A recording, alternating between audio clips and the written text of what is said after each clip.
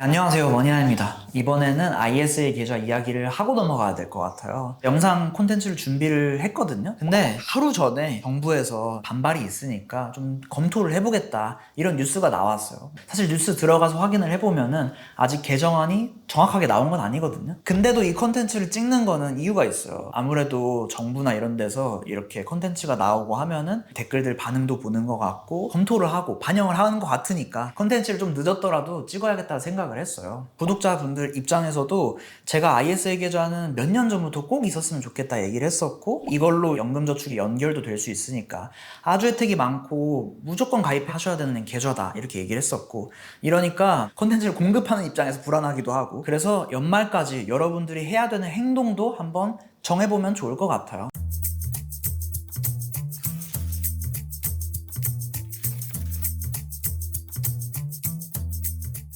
제가 아주 당황을 했어요. 왜 그러냐면 이 계좌를 통해서 자산을 형성을 하고 장기적으로 어떻게 해야겠다, 이렇게 해서 내가 노후 대비를 해야겠다, 1, 2년짜리 플랜이 아니라 최소 3년짜리 계획을 세우고 접근을 한 건데, 정부에서 지금 만들어낸 거는 단기 연장 안 되게 하겠다, 이런 부분들이 어떻게 보면 한 사람의 인생 계획이 달린 건데 당황할 수밖에 없죠. 저도 이제 화가 나고 짜증이 나고 뭐 이런 부분도 있지만, 그거보다는 여러분들이 돈을 어떻게 지키면 좋을지 이거에 조금 더 집중을 해서 이야기를 해볼게요. 결론부터 먼저 얘기를 하면은, 첫 번째, 기존 ISA 계좌는 만기가 지금 다시 살아난다고 했지만 혹시 모르니 만기를 연장해두자. 두 번째는, 지금 정부에서 내놓은 것 중에 오해할 만한 게, 기존 ISA 계좌랑 생산적 금융 ISA 계좌랑 좀 달라요.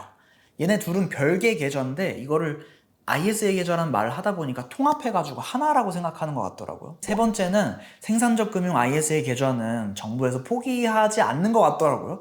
그래서 이 계좌가 만약에 나온다고 하면은 어떤 식으로 활용하면 좋을지를 이야기를 해보면 좋을 것 같아요. 그래서 영상 준비를 하면서 정부 정책 나왔던 세제 개편안 확인했고, 그다음 재정경제부 질의응답한 것도 확인을 했어요. 그 다음에 세제 개편안 FAQ도 냈더라고요. FAQ도 확인을 했어요. 그래서 아마 여러분들 보실 때 새로운 정보가 나오면 모르겠지만 이게 이제 확정된 이야기일 거예요. 그래서 모르시는 분들을 위해서 짧게 정리를 하면은, 기존 ISA 계좌는 비과세 혜택이 일부 있고 비과세 혜택 넘어가는 것까지는 분리과세 혜택이 있어요. 이 얘기는 종합과세에 해당이 안 돼요. 그렇기 때문에 장기적으로 큰 돈을 모은다 그래도 혜택을 받을 수 있는 계좌예요. 연 2천만 원씩 해서 총 1억까지 넣을 수 있는 계좌가 기존 ISA 계좌였어요. 그리고 만기가 쭉 길게 되고 3년은 유지를 해야지 이런 세금 혜택 받던 것들을 가져갈 수 있다, 이런 계좌였습니다. 그래서 이런 혜택 때문에 만능통장이라고 이제 불렸던 거죠. 기존 ISA 계좌에서 변화를 주려고 했던 거는, ISA 계좌 이용 기간을 최대 5년으로 짧게 만들었어요. 5년 한 다음에 다시 가입해라, 이런 거였어요. 두 번째는, 이번 연도에 돈을 못 넣으면은 다음 연도로 돈을 이월할 수 있었거든요. 이번에 한도 2천만 원 못 채웠다 그러면은 내년에 뭐 보너스 같은 거 받아가지고 4천만 원까지 채워라, 이런 식으로 이월시킬 수가 있었어요. 그 다음에 이제 변화가 되는 거는 2029년까지 기존 ISA 계좌를 이제 가입할 수 있다, 이렇게 되어 있었어요. 요 세 가지 때문에 많이 당황을 했던 거죠. 그래서 여기서 하나 짚고 넘어가야 될 거는, 이렇게 지금 설명했던 기존 ISA 계좌랑 생산적 금융 ISA 계좌랑 통합을 하는 게 아니에요. 별개 계좌인 거예요. 그래서 얘도 가입하고 둘 다 가입할 수도 있다, 이겁니다. 그럼 이제 생산적 금융 ISA 계좌는 혜택이 뭐냐, 이것도 짚고 넘어가야겠죠. 첫 번째는 이자랑 배당 소득을 전액 비과세 해주겠다, 이거 하나랑, 두 번째는 청년 같은 경우는 소득공제 혜택을 주겠다, 이거랑, 세 번째는 국내 자산에만 투자할 수 있다, 제한이 있는 거죠. 네 번째는 기존 ISA 계좌랑 청년 미래적금, 뭐 청년 도약계좌 이거 만기가 됐을 때 생산적 금융 ISA 계좌로 연계를 시키겠다, 이런 게 되어 있어요. 지금 쭉 들어봐도 다른 거는 다 나쁘지 않고 괜찮은 것 같은데, 아쉬운 점 하나는, 담을 수 있는 게 국내 상장 주식이랑 국내 주식형 펀드랑 국민성장 펀드, 기업성장 집합투자기구 뭐 이런 거에만 이제 투자할 수 있다고 되어 있거든요. 해외 자산을 못 담는 점이 아주 아쉬운 점이에요. 국내 주식만 담을 수 있다는 게. 근데 기존에 ISA 계좌 운영하셨던 분들은 분명히 대부분은 미국 주식형 ETF를 투자를 하고 계셨을 거예요. 뭐 최근에 뭐 코덱스 200이나 이런 반도체가 좋아가지고 국내 주식형 ETF를 담을 수 있었을 수도 있지만, 대부분은 해외 주식형 ETF, 미국 주식형 ETF, S&P 500, 나스닥 100 이런 것들을 담고 계셨을 거예요. 왜 그러냐면은 국내 상장된 해외 주식형 ETF는 매매 차익이랑 배당금, 그러니까 분배금에 대해서 과세를 원래 하고 있는데 ISA 계좌에 담았을 때 이런 세금 혜택을 충분히 볼 수 있거든요. 이런 것들을 세금을 내지 않아도 되니까. 근데 여기서 알아야 될 거는 원래 국내 상장 주식이랑 국내 주식형 펀드는 매매 차익에 대해서 비과세예요. 배당에 대해서는 이제 과세를 하고 있고, 다시 말해서 생산적 금융 ISA 만든다. 이거는 국내 주식형 ETF, 국내 상장 주식들 이런 거에 배당을 받았을 때 배당에 대해서 세금 혜택을 주겠다. 이런 약간 반쪽짜리인 거예요. 근데 이제 보통 투자를 할 때 매매 차익이랑 배당이랑 봤을 때 매매 차익을 조금 더 중요시 볼 거예요. 아무래도. 뭐 여튼 이런 부분이 있습니다. 그래서 이거를 왜 이렇게 만들었는지 사실 제 짧은 식견으로는 이해가 잘 안 돼요. 그리고 이제 생산적 금융 ISA도 기존 ISA 계좌랑 마찬가지로 3년 안에 원금을 넘겨서 인출을 하면 계좌를 해지한 걸로 보겠다. 뭐 이렇게 되어 있고 3년보다 이제 짧은 기간에 뭐 해지를 한다거나 하면은 비과세 받은 이자나 배당에 대해서는 세금을 다시 매기겠다 라고 되어 있어요. 쉽게 얘기해서 3년 동안 안 건드릴 돈만 넣으셔라. 이렇게 제한은 똑같이 되어 있는 거예요. 그래서 이 두 개는 이제 정리가 됐을 거예요. 기존 ISA 계좌 있고 생산적 금융 ISA 계좌 있고, 하나 짚자면은 기존 ISA 계좌 내가 잘 투자하고 있었는데 갑자기 국내 주식만 투자하는 걸로 바뀐다. 이건 아니란 얘기예요. 이거는 재정경제부 보도설명 자료 8월 5일자로 나온 거에 확인을 했습니다.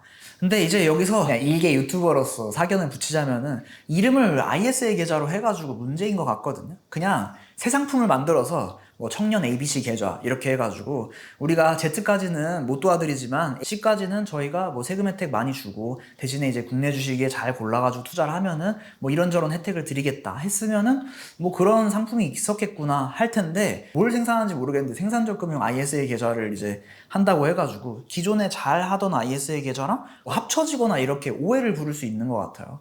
그래서 그냥 뭐 ABC 계좌로 하면 어떨까 제 의견을 남겨봅니다. 그럼 이제 구분도 됐을 것 같고 혜택도 이제 정리가 됐을 것 같고, 그럼 이제 여러분들이 하셔야 되는 거를 한 번 더 짚자면은 첫 번째, 만기를 길게 잡았으면 좋겠어요. 왜 그러냐면 이거 확정이 아직 안 된 거예요.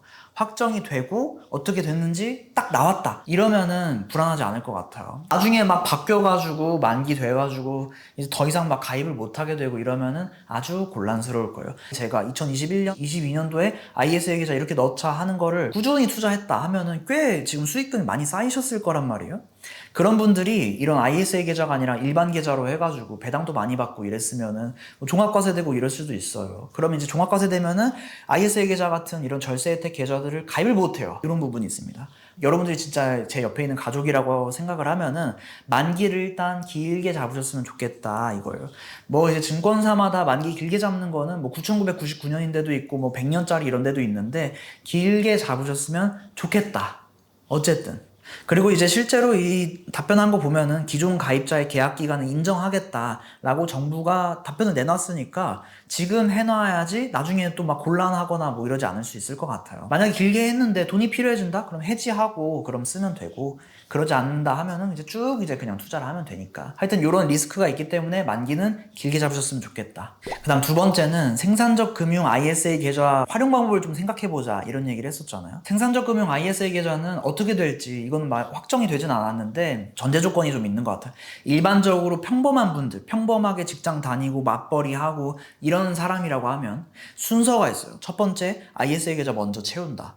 근데 한도가 2천만 원이었으니까 월 한 160만 원 이렇게 채워야 되거든요. 요거 채우는 거 하나. 그 다음 퇴직연금이 있다고 하면 퇴직연금 추가 납입하는 거 하나. 그 다음 이제 연금저축 펀드 채우는 거 하나. 얘네들도 이제 세액공제 혜택이나 이런 거 채우려고 그러면은 연 900만 원까지 채워야 되고 이런 부분들이 있잖아요. 생산적 금융 ISA 만약에 활용 방법을 생각하신다 이러면은 한도 채우는 거 그 다음에 생각해 보시면 좋을 것 같아요. 근데 이제 정부에서 만약에 파격적으로 뭔가 만들어낸다 이러면은 순서가 좀 앞당겨 올 수 있을 것 같은데 아직까지는 그렇습니다. 생산적 금융 ISA는 국내 주식에 넣어야 되고, 국내 주식은 이미 매매 차익에 대해서 비과세고, 그러다 보니까 제 생각에는 고배당주, 뭐 은행주들 뭐 이런 것들이 이제 들어가야 될 것 같고, 고배당 ETF 들어가야 될 것 같고, 리츠 계좌도 절세 혜택이 있거든요. JR 글로벌 리츠 이슈가 있긴 한데 어쨌든 리츠도 넣을만 할 것 같습니다. 리츠 ETF들 요 정도가 여기에 들어갈 수 있을 것 같아요. 정부 관계자분들도 참고하실 수도 있을 것 같으니까 제 생각을 그냥 남겨볼게요. ISA 계좌 같은 경우는 몇 년 전부터 혜택이 늘어날 거라고 얘기를 해오고 있었어요. 한도 2억으로 만들어주겠다 이런 얘기가 있었어가지고 아마 생산적 금융 ISA 만들 때도 이 한도 2억 얘기를 반영을 해가지고 만든 것 같아요. 근데 사람들은 이 계좌를 보고 장기 계획을 세우는 거거든요. 정책을 만드시는 분들은 어떤 목적을 충족하려고 하는지 정확하게는 모르겠는데, 이제 ISA 계좌를 사용하시는 분들, 실제 가입하시는 분들 입장에서는 이거 계좌로 장기적으로 돈을 굴리고 내가 이제 세금을 좀 피하고 복리 효과를 극대화해가지고 내가 나중에 은퇴를 하고 나서도 이 계좌를 통해서 뭐 연금저축으로 바꾸든 혹은 목돈을 좀 만들어가지고 나중에 뭐 커버드콜 이런 걸 하든 고배당주를 투자를 하든 이렇게 해서 현금 흐름을 만들 생각을 하고 있는 거란 말이에요. 뭐 청년분들이라 그러면 집을 산다 그래가지고 한 3년 정도는 열심히 이제 일을 한 다음에 돈을 월 100만 원 뭐 이렇게 모아가지고 세금 혜택 받고 집을 사야겠다.